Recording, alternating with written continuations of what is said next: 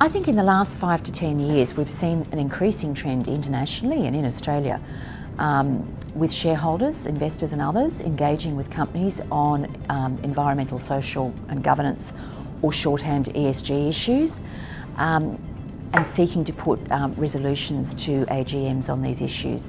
And there have been quite a lot of high profile cases of these in the press that you might have seen.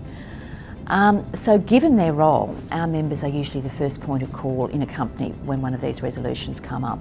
They will deal with the people who want to put the resolution forward to an AGM, and then they have to liaise with the board, with the investor relations team, with the rest of the business, and then with institutional shareholders in relation to these issues.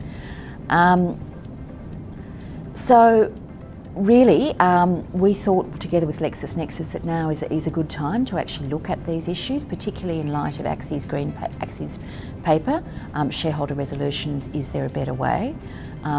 That paper invited dialogue, and so with LexisNexis we've got together and taken up the invitation to explore the issue and look at whether the current system is optimal. Certainly Governance Institute thinks that it's certainly time to look at whether there is a case for change, and it's an appropriate time for stakeholders to consider their policy positions. So with our partner LexisNexis, we're actually exploring the issues and possible solutions in a whole range of ways. We convened a roundtable of interested parties, so proxy advisors, institutional investors, listed companies, company directors, regulators, to tease out the issues, to look at the options and talk about possible solutions. And we surveyed our members, and we've also issued an interactive green paper calling for submissions to get broader feedback. Because I think at the moment it's fair to say there's limited appetite, political appetite or will for legislative change, which does take a lot of time and is quite likely to be overtaken by market and other events. So really what we're looking at is whether there are other options.